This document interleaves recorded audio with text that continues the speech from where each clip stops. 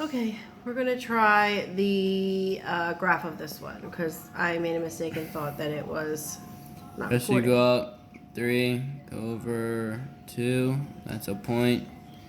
Go down 3, 1, 2, 3, over 2, 1, 2. Well, first of all, let me get to the. You see these 2 points are the slopes for each of the equations are the same. So you might think that they're coincident graphs, but they're not. And the reason I know this is because you have to look at the slope intercept.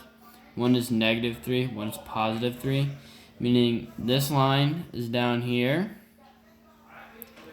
and it goes like that. And then this one, it goes 1, 2, 3. It'll be up here.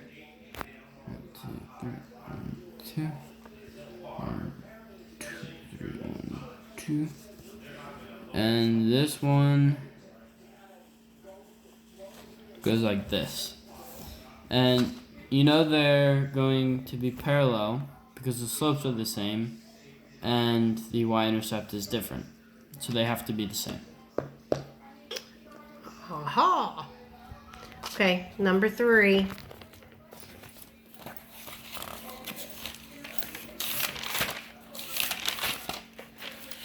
Somehow I messed up and skipped a page. Alright. Like the one before, you have this one. This is 1/4 x minus 2. Already in slope intercept, so you have to do this one. So you add the 8y, add 8y, minus 16, minus 16. You get 8y equals 2x minus 16 because you're subtracting 16.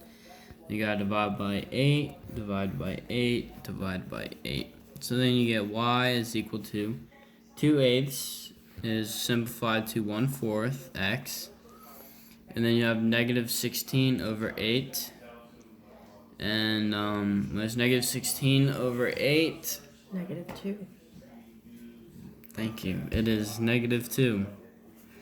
And right away, you can look at this, your first equation, and then you look at the slope-intercept of your second equation.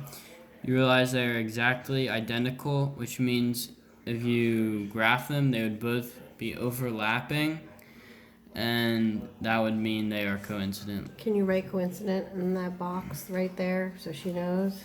They are coincident. Coincident. Okay, number 4.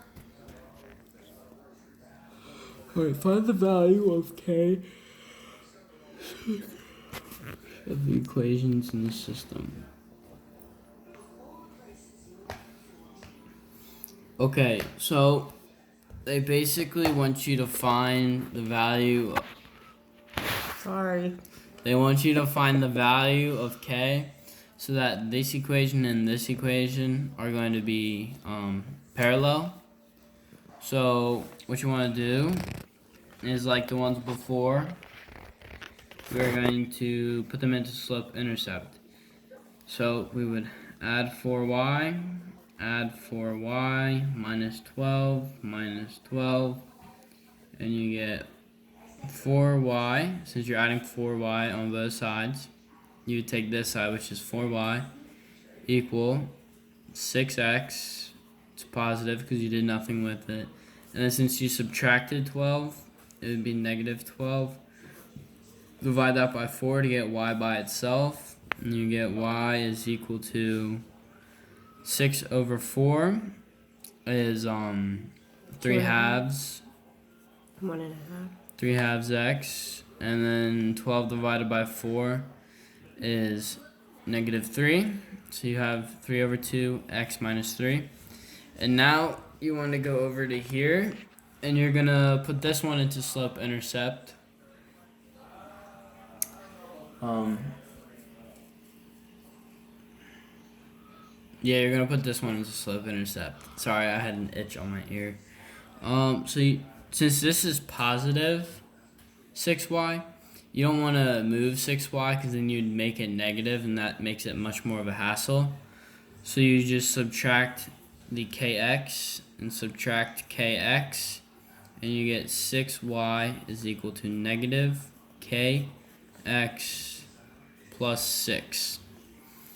Alright, so divide by 6, divide by 6, divide by 6.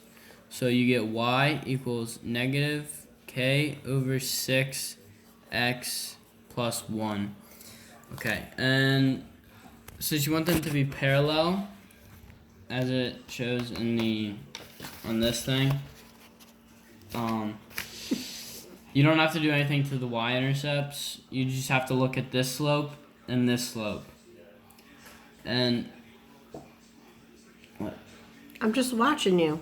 All right, so you want to make it so that this number, this k, will make it so that this slope is equal to this slope. And you're thinking how is that possible if you have a negative?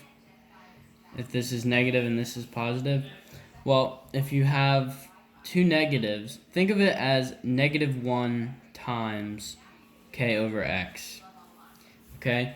So how would you get that to be positive? Well, you should know that two negatives cancel out. So -9. Huh? Is it -9? No, I'm gonna get to it. Okay. You have two negatives, so k would have to be a negative to cancel out this negative, because two negatives make a positive.